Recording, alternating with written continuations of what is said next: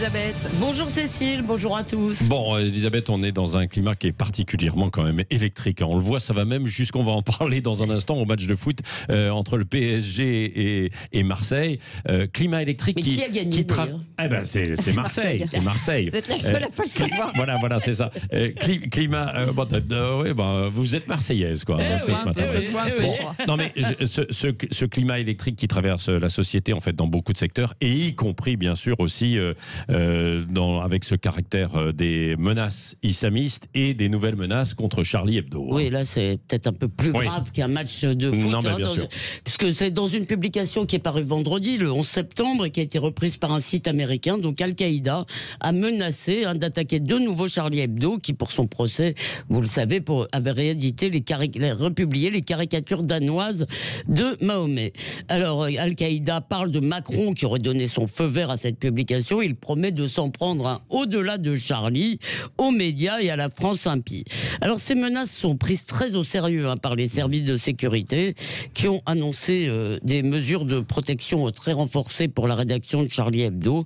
30 ans après la fatwa contre Salman Rushdie, 6 ans après le massacre de Charlie Hebdo, on voit donc que les survivants vivent en état de siège. Et le plus glaçant, c'est peut-être notre indifférence collective, pour Fabrice Nicolino et pour Riss, c'est bien cette indifférence qui a armé les tueurs. Oui, tout de même, il y a beaucoup de soutien pour Charlie Hebdo, non ? Ah oui, depuis le 2 septembre, nous sommes tous Charlie.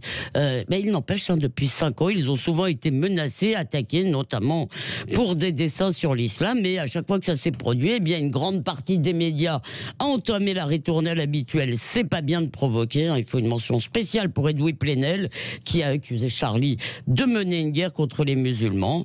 Même chose pendant ce temps, une partie de la gauche préférait défiler avec les islamistes que défendre la liberté d'expression. Et enfin, faut tout de même noter le silence assourdissant du monde de la culture, qui préfère se mobiliser pour les ours polaires et les femmes. Oui, alors cependant, il y a quand même eu une tribune d'intellectuels qui paraît aujourd'hui dans Le Monde. Oui, alors elle a été initiée en plus par la psychanalyste Sabine Procoris, qui est une ex-chroniqueuse de Libération, donc qui est clairement à gauche, et beaucoup d'autres intellectuels qui sont aussi clairement à gauche.